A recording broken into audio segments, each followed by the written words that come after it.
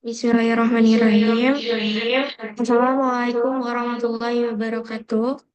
Selamat pagi dan salam sejahtera untuk kita semua. Yang terhormat, untuk Ibu Galuh Tresna, selaku dosen pengampu mata kuliah akuntansi publik, serta rekan-rekan siswa yang saya banggakan. Perkenalkan, nama saya Sela Sinta Bella, selaku moderator pada presentasi kelompok 9 hari ini. Di sini kami akan membawakan topik akuntansi untuk organisasi nirlaba, yakni rumah ibadah, yang mencakup berbagai aspek terkait pengelolaan keuangan di rumah ibadah. Sebelum kita masuk ke sesi pemaparan materi, saya akan memperkenalkan anggota kelompok 9 yang akan mempresentasikan materi pada hari ini.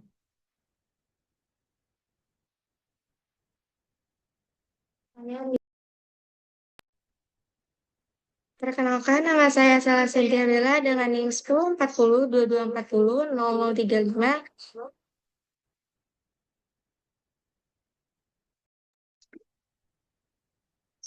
Saya Savana Syoputria dengan NIM 104022400215. Saya Saya Anastasia. ini kalau Bintang Putra dengan NIM 104022400051. Saya dengan Anastasia Widianto dengan NIM 224022 224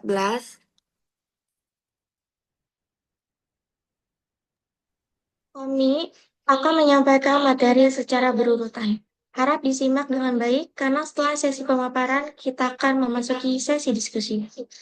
Tanpa berlama-lama lagi, mari kita mulai sesi pemaparan materi. Kepada Safa Naswa, waktu dan layar dipersilakan.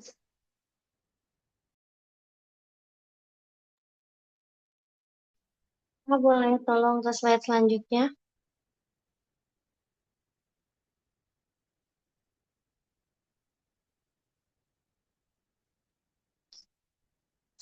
Jadi kami mengambil 7 pokok bahasan.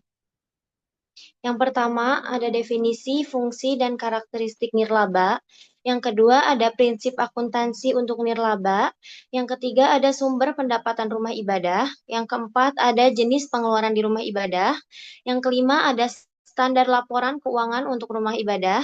Yang keenam ada manfaat penerapan akuntansi dalam rumah ibadah. Yang ketujuh ada tantangan dalam pengelolaan keuangan rumah ibadah.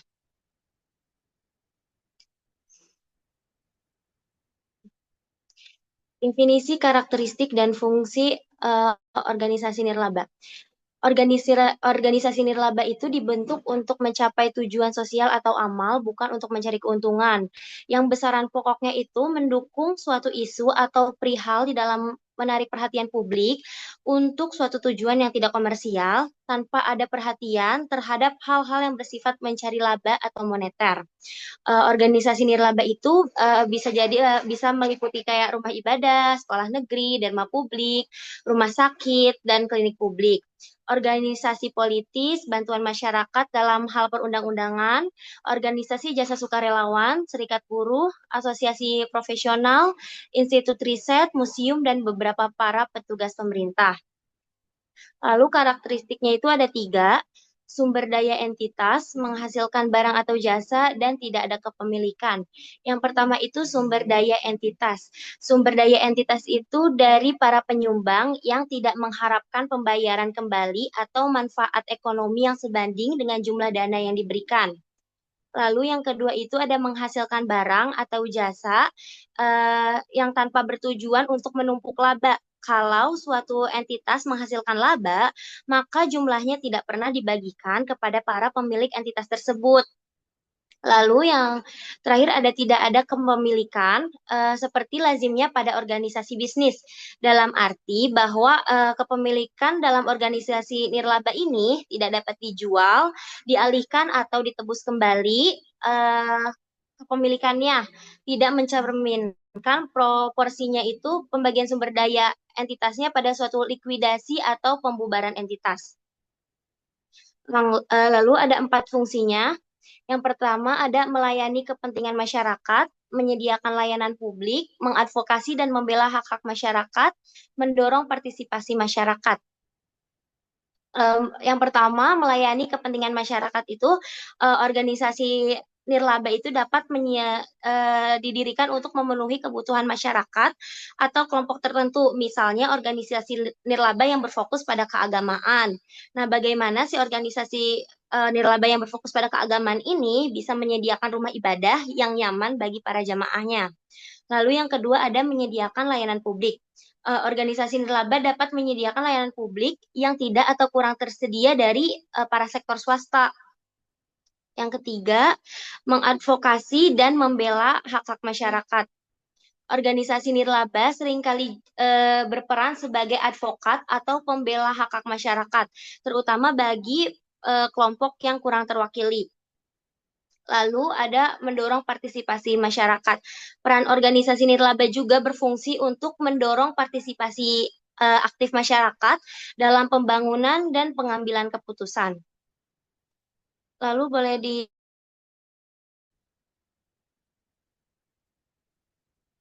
Selanjutnya ada prinsip akuntansi untuk nirlaba. Prinsip akuntansi untuk nirlaba ini ada 6. Yang pertama itu ada dasar akrual atau kas. Yang kedua itu ada entitas terpisah. Yang ketiga itu penyajian aset neto. Yang keempat ada transparansi dan akuntabilitas. Yang kelima ada tidak ada distribusi laba. Yang keenam ada pencatatan donasi sumbangan. Yang pertama dasar akrual atau kas. Dasar akrual itu pendapatan dan bebannya diakui pada saat terjadi, bukan saat kas diterima atau dibayarkan. Nah, prinsip ini itu memberikan gambaran yang lebih akurat tentang kondisi keuangan dalam organisasi tersebut. Lalu, dasar kasnya ini, pendapatan dicatat saat kas diterima dan beban dicatat saat kas itu dibayarkan. Metode ini lebih sederhana tetapi kurang mencerminkan kewajiban atau piutang yang belum terrealisasi. Lalu ada entitas terpisah. Prinsip ini menyatakan bahwa transaksi organisasi harus dipisahkan dari transaksi pribadi pemilik atau pihak lainnya.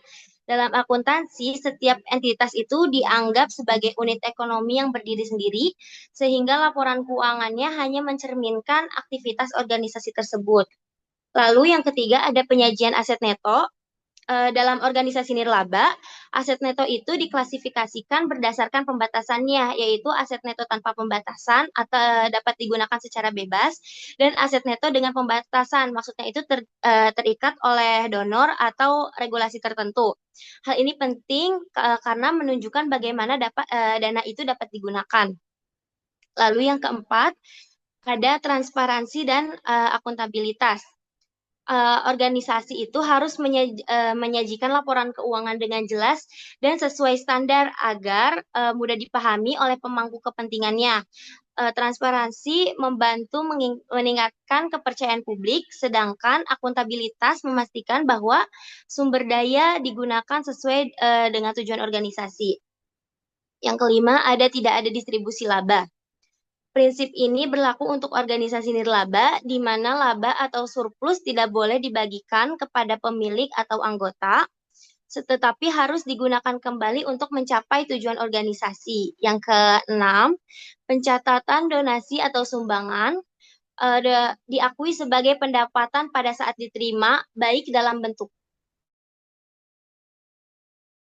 donasi memiliki pembatasan tertentu, misalnya harus digunakan untuk proyek spesifik, maka dicatat sebagai aset neto dengan pembatasan.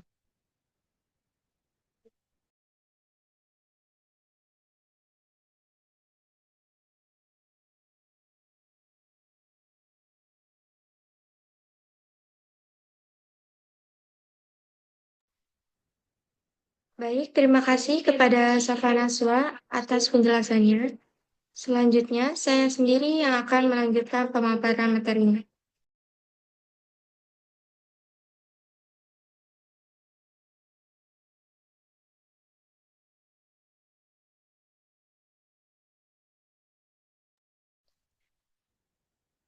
Saya akan menjelaskan materi mengenai sumber pendapatan rumah ibadah dan jenis pengeluaran rumah ibadah. Pendanaan merupakan aspek penting dalam operasional rumah ibadah. Tanpa sumber pendanaan yang cukup, berbagai kegiatan keagamaan, sosial, dan operasional tidak dapat berjalan dengan baik. Nah, ada beberapa sumber utama pendapatan rumah ibadah, yaitu satu, sumbangan dan donasi. Sumbangan dan donasi merupakan sumber pendapatan utama bagi rumah ibadah. Donasi ini dapat berasal dari jamaah, donatur tetap, atau masyarakat umum yang ingin berkontribusi dalam mendukung kegiatan keagamaan dan sosial. Bentuk sumbangan bisa berupa uang tunai, barang, atau jasa. Ada juga program donasi rutin seperti infak mingguan, zakat, atau wakaf yang dikelola untuk kepentingan umum. Penting bagi rumah ibadah untuk mencatat setiap donasi yang masuk dan mengelolanya dengan transparan agar kepercayaan jamaah tetap terjaga. Contoh kotak amal di masjid, gereja, vihara, atau pura. Sumbangan sukarela dalam acara ibadah atau pengajian. Selanjutnya yang kedua, pendapatan dari aset dan investasi. Beberapa rumah ibadah memiliki aset yang dapat memberikan pemasukan seperti tanah, bangunan, atau properti lain yang bisa disewakan atau dikelola untuk menghasilkan keuntungan. Investasi yang dilakukan oleh rumah ibadah juga bisa menjadi sumber pendapatan selama investasi tersebut sesuai dengan prinsip keagamaan yang dianut. Contoh investasi yang diperbolehkan termasuk usaha berbasis syariah untuk Islam atau investasi yang tidak bertentangan dengan nilai-nilai moral dan agama. Contoh menyewakan gedung serbaguna, acara pernikahan atau seminar. Yang ketiga, bantuan pemerintah dan hibah. Dalam beberapa kasus, rumah ibadah bisa mendapatkan bantuan keuangan dari pemerintah atau lembaga sosial dalam bentuk hibah atau subsidi. Biasanya, bantuan ini diberikan untuk tujuan tertentu seperti renovasi tempat ibadah, pembangunan fasilitas umum, atau program sosial keagamaan. Selain dari pemerintah, hibah juga bisa berasal dari organisasi sosial, lembaga amal, atau yayasan yang bergerak di bidang keagamaan dan kemanusiaan. Rumah ibadah yang menerima hibah perlu memastikan bahwa penggunaan dana dilakukan secara transparan dan sesuai dengan peraturan yang berlaku. Contohnya bantuan dana untuk renovasi masjid atau gereja dari pemerintah daerah. Yang keempat, kegiatan sosial dan keagamaan. Rumah ibadah sering menyelenggarakan kegiatan sosial dan keagamaan yang dapat menghasilkan pemasukan. Kegiatan ini bisa berbentuk seminar, kajian agama, konser amal, atau pelatihan keagamaan yang menarik partisipasi jamaah dengan kontribusi sukarela atau tiket masuk. Selain itu, beberapa rumah ibadah juga mengadakan acara penggalangan dana seperti lelang amal atau kegiatan bazar yang bertujuan untuk mendukung kegiatan operasional atau sosial mereka. Contohnya penggalangan dana melalui acara konser amal atau kajian spesial. Yang terakhir adalah usaha sosial dan ekonomi. Rumah ibadah juga bisa memiliki usaha sosial atau ekonomi untuk mendukung keuangan mereka. Usaha ini dikelola dengan prinsip kejujuran dan kebermanfaatan bagi masyarakat sekitar. Untuk usaha bisa bermacam-macam dari koperasi berbasis jamaah, usaha makanan halal hingga penerbitan buku keagamaan. Keuntungan dari usaha ini juga dapat digunakan kembali untuk kepentingan rumah ibadah dan program sosial. Contohnya usaha catering halal yang dikelola oleh komunitas rumah ibadah. Kalau boleh di next, Putra.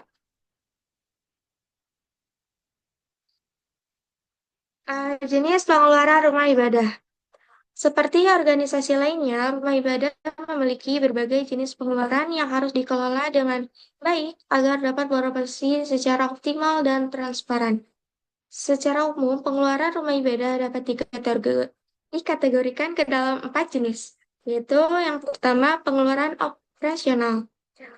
Pengeluaran operasional adalah biaya yang diperlukan untuk menjaga agar rumah ibadah tetap berfungsi secara normal setiap harinya. Biaya ini mencakup pembayaran listrik, air, internet, dan peralatan kebersihan untuk memastikan bahwa rumah ibadah tetap nyaman digunakan oleh masyarakat. Selain itu, pengeluaran ini juga termasuk gaji atau tunjangan bagi pengurus, marbot, penjaga keamanan, atau staf administrasi yang bekerja untuk mengelola rumah ibadah. Yang kedua, pengeluaran untuk kegiatan keagamaan. Pengeluaran ini mencakup semua biaya yang terkait dengan pelaksanaan ibadah dan kegiatan keagamaan. Termasuk dalam kategori ini adalah pengadaan alat-alat ibadah seperti Al-Quran, Injil, atau kitab suci lainnya.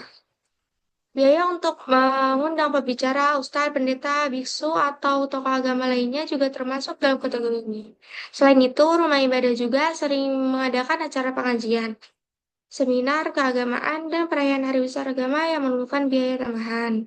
Contohnya itu pengeluaran honor bagi ustadz, pendeta, atau pemuka agama yang diundang dalam pengajian atau misa. Yang ketiga adalah pengeluaran pemeliharaan dan perawatan. Pengeluaran ini digunakan untuk menjaga kondisi bangunan rumah ibadah agar tetap layak dan aman digunakan. Rumah ini biasanya membutuhkan peliharaan rutin seperti perbaikan atap bocor, pengecatan ulang, atau perbaikan lantai. Selain itu, jika rumah ibadah memiliki fasilitas tambahan seperti toilet, taman, atau area parkir, maka perlu biaya untuk merawat dan membersihkannya. Keamanan juga menjadi bagian dari pemeliharaan, termasuk pemasangan CCTV, pagar, atau tenaga keamanan. Yang keempat, pengeluaran sosial dan kemanusiaan. Selain untuk ibadah, rumah ibadah juga memiliki tanggung jawab sosial untuk membantu masyarakat sekitar. Dana dari rumah ibadah sering digunakan untuk bantuan kepada fakir miskin, anak yatim, atau korban bencana alam. Beberapa rumah ibadah juga menjalankan program beasiswa bagi anak-anak yang kurang mampu atau menyediakan bantuan medis bagi masyarakat yang membutuhkan. Bantuan sosial ini penting agar rumah ibadah tidak hanya menjadi tempat ibadah, tetapi juga menjadi pusat kepedulian dan kemanusiaan bagi lingkungan sekitar. Boleh di next.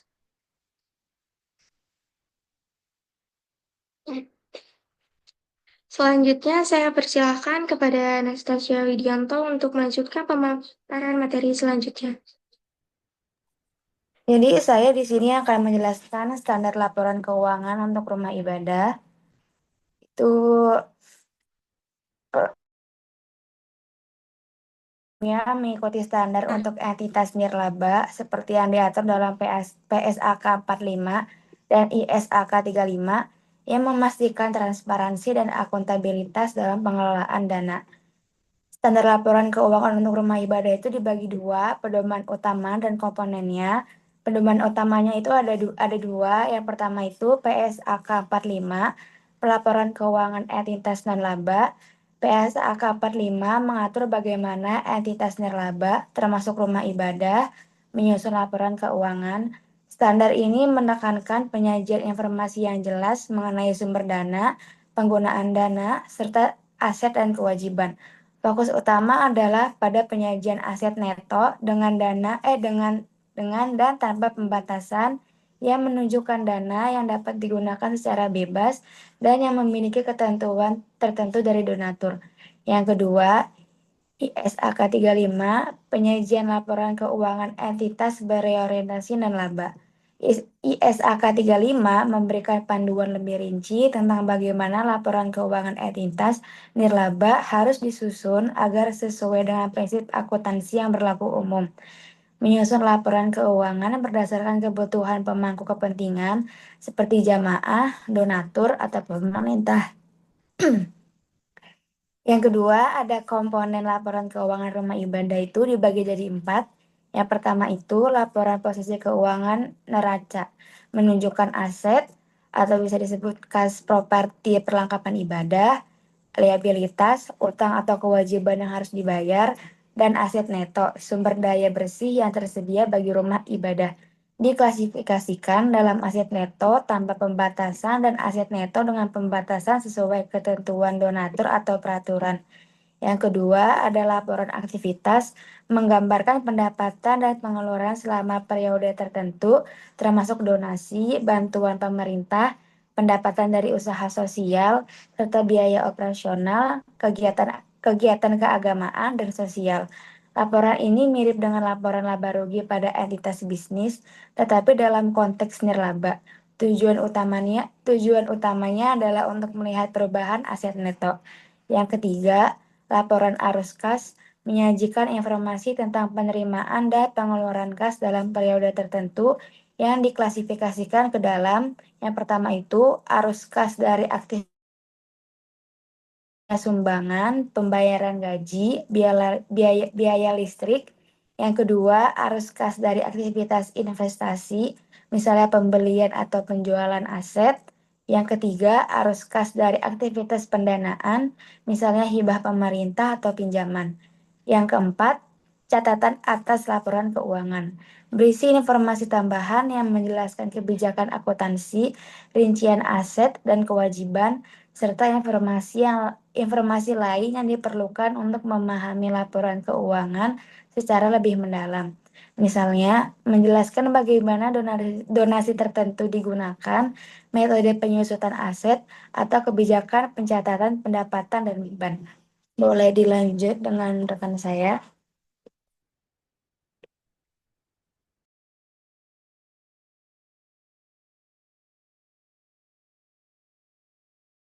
Oke, saya akan melanjutkan pemaparan materi yaitu manfaat penerapan akuntansi dalam rumah ibadah. Di sini kelompok kami menyediakan ada lima, lima penjelasan dan saya akan menjelaskan satu-satu. Yang pertama itu ada transparansi dan akuntabilitas. Apa sih itu transparansi dan akuntabilitas? Itu meningkatkan kepercayaan umat beragama dan donatur karena dana dicatat secara jelas dan tepat dan dapat dipertanggungjawabkan. Itu untuk menghindari penyalahgunaan dana melalui pencatatan yang sistematis dan menggunakan sistem audit. Yang kedua itu ada pengelolaan dana yang lebih baik. Maksudnya itu adalah kita dapat memastikan bahwa dana digunakan sesuai kebutuhan dan keperluan seperti operasional, sosial, dan pembangunan fasilitas. Itu juga untuk menghindari pemborosan dan memaksimalkan dana dipakai secara efisien dan sesuai alokasi anggaran yang tersedia. Yang ketiga itu ada penyusunan laporan keuangan yang sistematis yang dimana dapat membantu pengurus penyusun laporan keuangan yang jelas dan terstruktur. Yang keempat itu ada kemudahan dalam kita mudah dapat untuk mengambil informasi keuangan yang akurat dan membantu pengurus mengambil keputusan terkait renovasi penyelenggaraan acara dan bantuan sosial atau acara-acara yang ingin dilakukan oleh rumah ibadah tersebut. Yang kelima itu adalah memenuhi regulasi dan standar akuntansi. Maksudnya itu adalah beberapa rumah ibadah perlu memenuhi ini karena laporan keuangan itu berbadan hukum.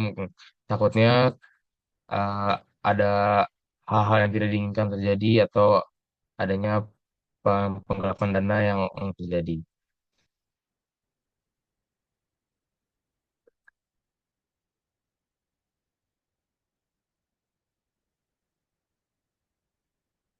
Oke, saya akan melanjutkan itu tantangan dalam pengelolaan keuangan rumah ibadah. Tantangannya itu adalah yang pertama adanya kurangnya pemahaman pengurusan rumah ibadah tentang akuntansi. Bagaimana sih maksudnya? Maksudnya itu pengurus rumah ibadah itu dapat sebentar.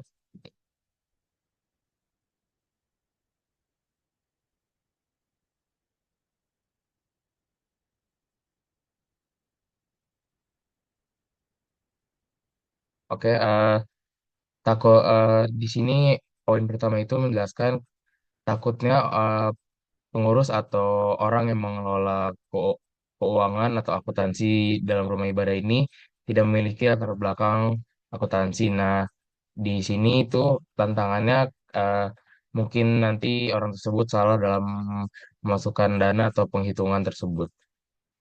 Yang kedua itu adalah risiko penyalahgunaan dana karena kurangnya transparansi. Nah, di sini eh, seperti yang saya tadi bilang sebelumnya, di sini akan takut terjadi hal-hal yang tidak diinginkan karena penyalahgunaan dana untuk hal-hal yang tidak berguna untuk dan bukan untuk rumah ibadah tersebut. Eh, Lalu yang ketiga itu adalah kesulitan dalam mempertahankan sumber pendanaan yang berkelanjutan. Maksudnya ini rumah ibadah karena rumah ibadah sangat bergantung pada sumbangan sukarela yang bisa berfluktuasi ekonomi dan tingkat partisipasi umat. Nah, di sini juga selain dari sini kita bisa bisa mengambil dana dari pemerintah. Mengapa kita kesulitan dalam mempertahankan sumber pendanaan? Karena kita tidak mengetahui finansial jemaat atau umat-umat agama yang ingin membantu atau menyumbangkan dana ke rumah ibadah tersebut. Oke, sekian presentasi dari kelompok kami. Apakah rekan-rekan ada yang ingin bertanya?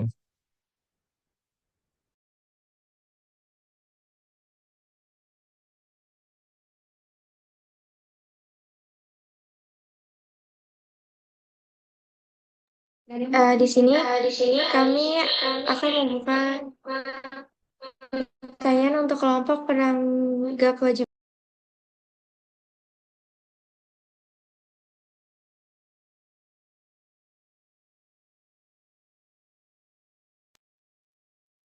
Apa ada lagi yang mau bertanya?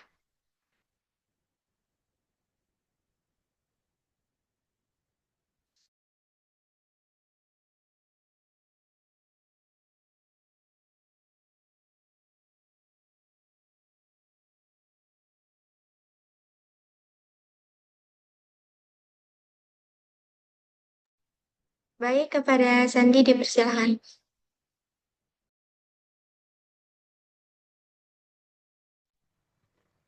Baik, sebelumnya terima kasih telah diberikan kesempatan. Nama saya Sandi Firdaus Risa dengan NIM 1040224166.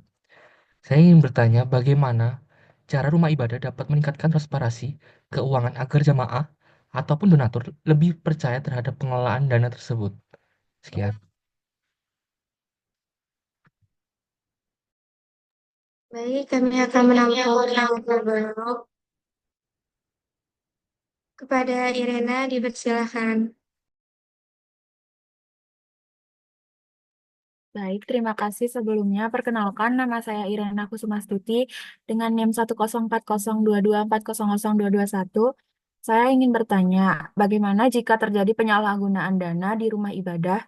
Lalu siapa yang seharusnya bertanggung jawab dan bagaimana seharusnya penanganannya? Terima kasih.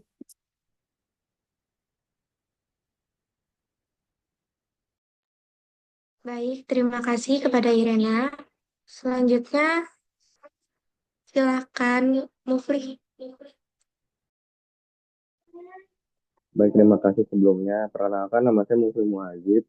Untuk pertanyaannya, yaitu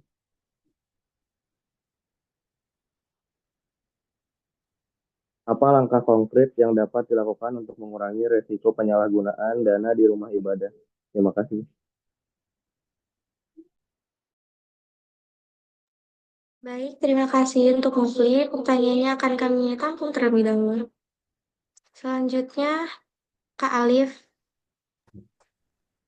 Ya, pertanyaan selanjutnya, jika rumah ibadah menggunakan sistem keuangan digital, apakah bisa risiko tertentu?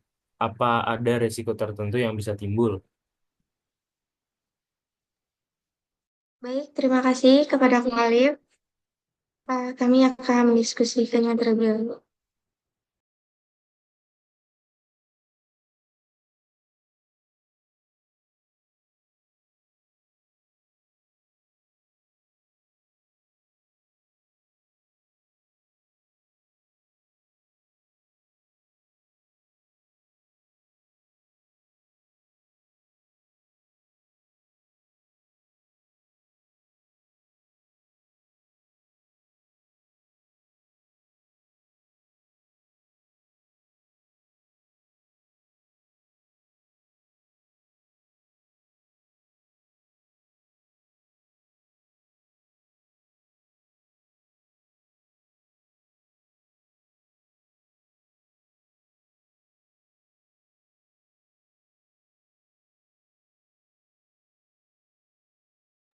Baik, di sini saya akan menjawab pertanyaan dari Sandi.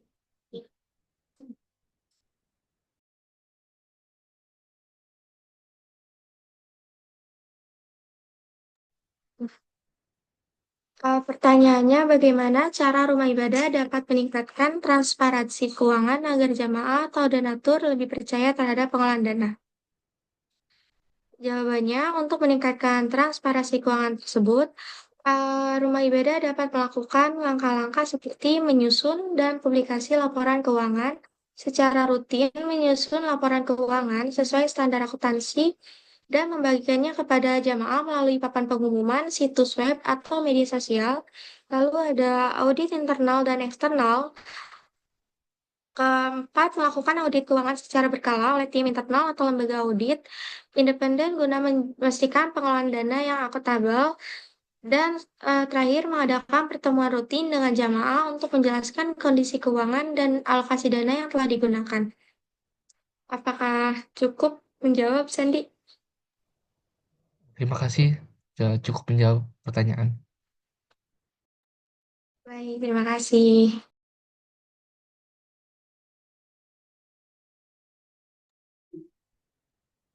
Baik, saya izin menjawab pertanyaan dari Irena. Pertanyaannya, jika terjadi penyalahgunaan dana di rumah ibadah, siapa yang seharusnya bertanggung jawab dan bagaimana seharusnya penanganannya?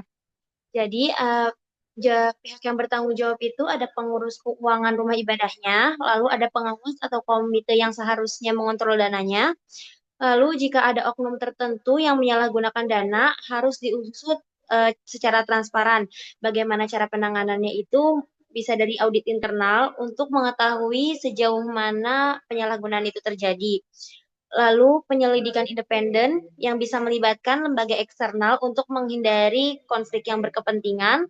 Yang terakhir bisa menggunakan tindakan hukum jika penyalahgunaan dana itu sudah masuk dalam kategori korupsi atau penipuan yang harus diselesaikan memang harus jalur hukum. Apakah sudah cukup menjawab, Irena? Iya, sudah menjawab, Safa. Terima kasih. Terima kasih. Jadi Saya saya akan menjawab pertanyaan dari Kak Alif. Pertanyaannya, jika rumah ibadah menggunakan sistem keuangan digital, apakah ada risiko tertentu yang bisa timbul? Jadi beberapa risiko yang mungkin timbul itu ada tiga. Yang pertama itu keamanan data.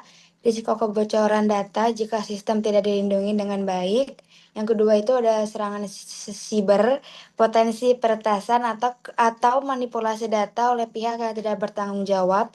Kurangnya pemahaman pengurus, tidak semua pengurus rumah ibadah memiliki keterampilan teknologi untuk mengelola sistem keuangan digital, ketergantungan pada teknologi. Jika sistem mengalami gangguan, pencatatan keuangan bisa terhambat. Biaya implementasi menggunakan sistem digital yang membutuhkan biaya awal yang cukup besar untuk instalasi dan pelatihan. Dan solusinya itu menggunakan sistem keuangan dengan keamanan tinggi, melakukan backup data, dan memberikan pelatihan kepada pengurus rumah ibadah. Apakah sudah terjawab, Kak Alif? ya sudah, terima kasih.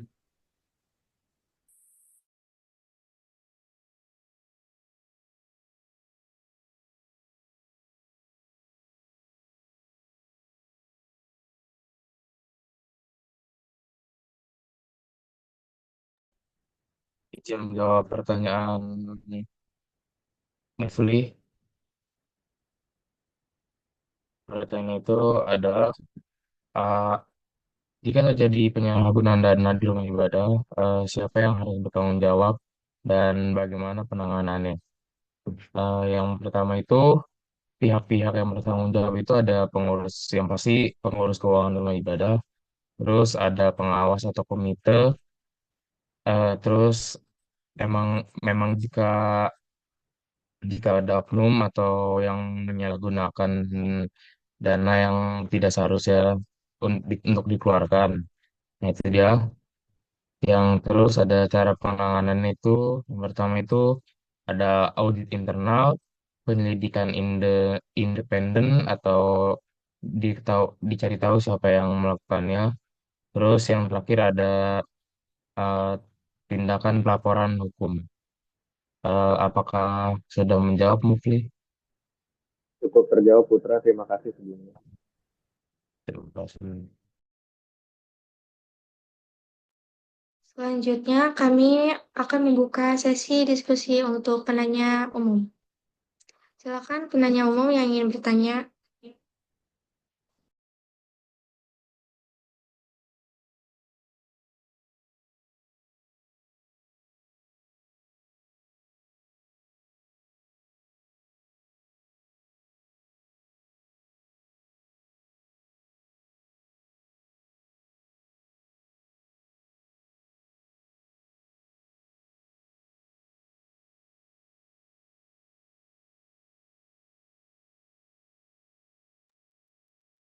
Baik, mungkin dicukupkan untuk 5 orang. Duta, silakan.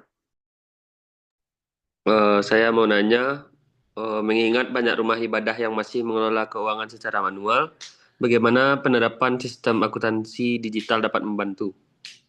Terima kasih. Baik, terima kasih, Duta. Hmm, Tampung terlebih dahulu. Selanjutnya, Natasha. Sebelumnya, terima kasih atas kesempatan yang telah diberikan. Pertanyaan saya, haruskah rumah ibadah memiliki batasan dalam menerima sumbangan, misalnya dari pihak tertentu yang mungkin memiliki kepentingan tertentu? Terima kasih.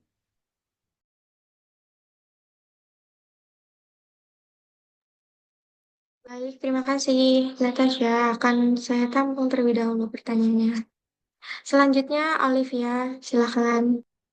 Baik, terima kasih atas kesempatannya. Perkenalkan nama saya Olivia Rosalin Tambunan.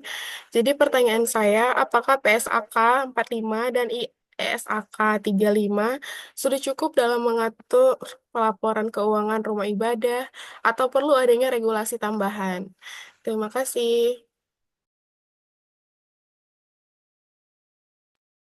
Baik, terima kasih, Olivia. Pertanyaannya akan kami tampung terlebih dahulu. Selanjutnya, kepada Angelica, silakan. Sebelumnya perkenalkan nama saya Angelika Zalianti dengan NIM 10224000239. Pertanyaan saya adalah, tadi sudah dijelaskan mengenai akuntansi rumah ibadah. Jika rumah ibadah mendapatkan dana dari sumber yang tidak transparan atau kontroversial, haruskah mereka tetap menerima dana tersebut atau menolaknya? Tolong jelaskan mengapa. Terima kasih.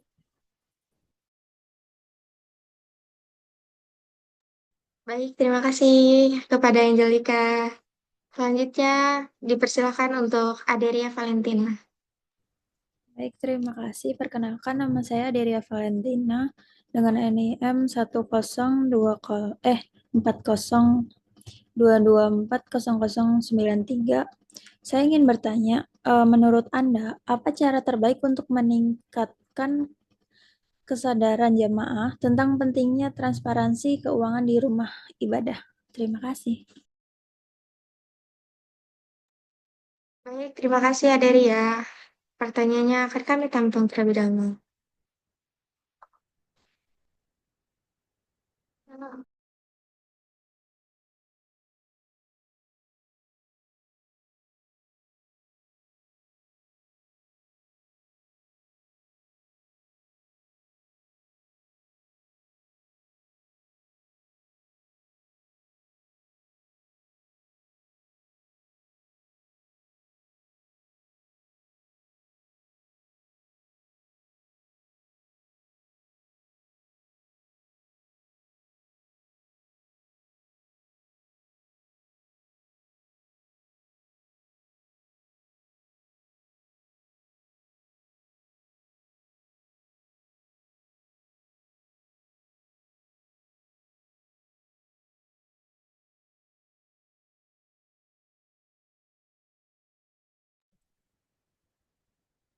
Ah, saya izin saya ingin menjawab menjawab pertanyaan Duta. Pertanyaan itu, eh, mengingat banyak rumah ibadah yang masih mengelola keuangan secara manual, bagaimana penerapan sistem akuntansi digital dapat membantu? Yang pertama itu meningkatkan akurasi dan efisiensi, mengurangi risiko kesalahan pencatatan yang sering terjadi dalam sistem manual. Terus ada transparansi yang lebih baik. Yang keempat itu ada data keuangan bisa langsung diakses oleh pihak yang berwenang tanpa harus menunggu waktu yang lama. Terus ada sistem digital dapat sistem digital ini dapat menyimpan data dengan aman dan mencegah manipulasi laporan. Jadi eh, sulit untuk diretas atau di hack oleh orang-orang yang tidak bertanggung jawab. Terus yang keenam ada kemudahan dalam pelaporan. Itu juga ada laporan laporan laporan yang kita buat ini bisa dibuat secara otomatis dalam format yang standar atau yang lebih baik atau lebih bagus. Apakah cukup menjawab, Duta? Ya, cukup. Terima kasih, Putra. Sama-sama, Duta.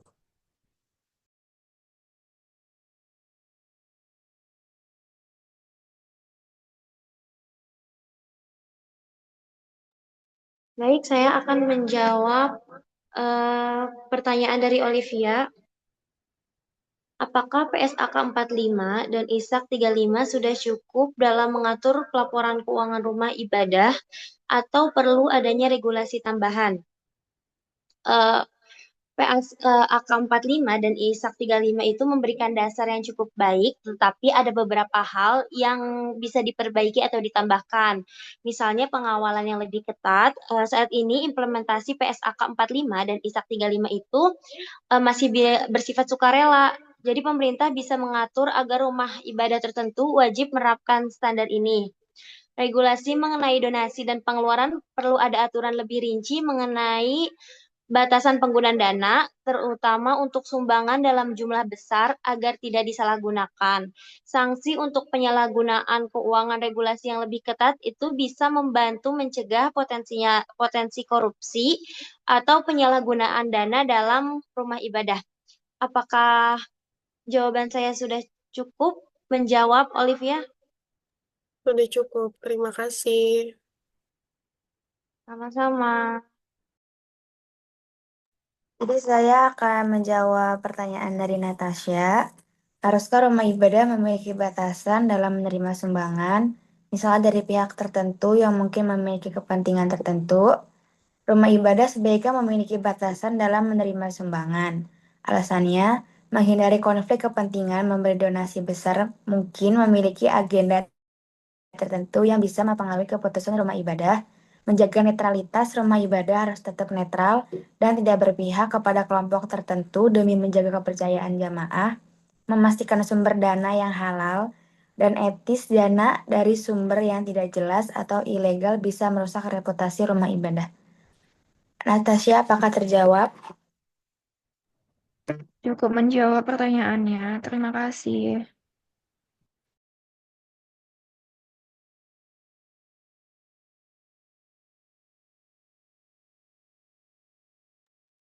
Baik, saya akan menjawab pertanyaan dari Aderia Valentina. Pertanyaannya, menurut Anda, apa cara terbaik untuk meningkatkan kesadaran jamaah tentang pentingnya transparansi keuangan di rumah ibadah? Edukasi itu bisa melalui edukasi, melalui khutbah atau ceramah, menyampaikan pentingnya transparansi keuangan dalam ajaran agama.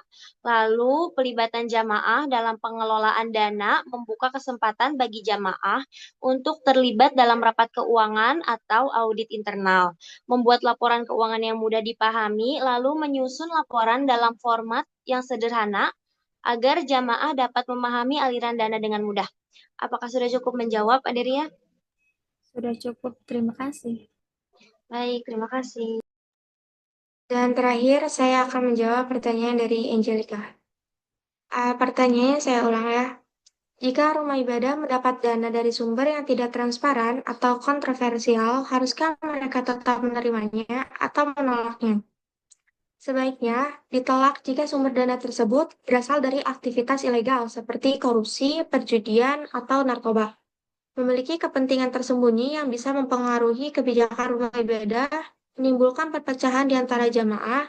Namun, jika dana tersebut dapat digunakan dengan transparansi dan tanpa keterikatan kepentingan tertentu, rumah ibadah bisa mempertimbangkan penerimanya dengan sangat hati-hati. Apakah sudah jawab, Angelika? Sangat menjawab. Terima kasih, Sela.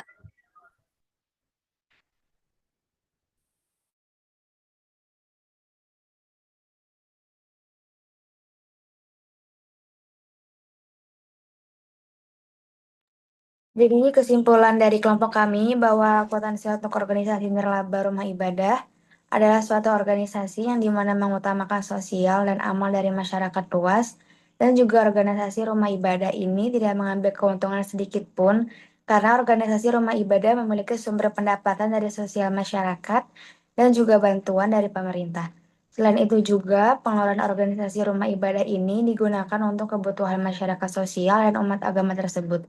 Akuntansi untuk rumah ibadah bertujuan untuk memastikan transparansi, akuntabilitas, dan efisiensi dalam pengelolaan dana. Dengan menerapkan prinsip akuntansi yang baik, rumah ibadah dapat mengelola keuangan secara profesional, meningkatkan kepercayaan jamaah, dan memastikan keberlanjutan operasional serta kegiatan sosialnya.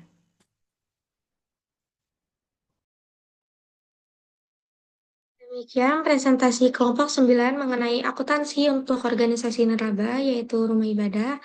Kami berharap materi ini bermanfaat bagi kita semua. Kami ucapkan terima kasih kepada Ibu Galuh Tresnamurti atas bimbingannya, serta kepada teman-teman yang telah berpartisipasi aktif dalam diskusi ini. Assalamualaikum warahmatullahi wabarakatuh. Waalaikumsalam. Ya, Terima kasih.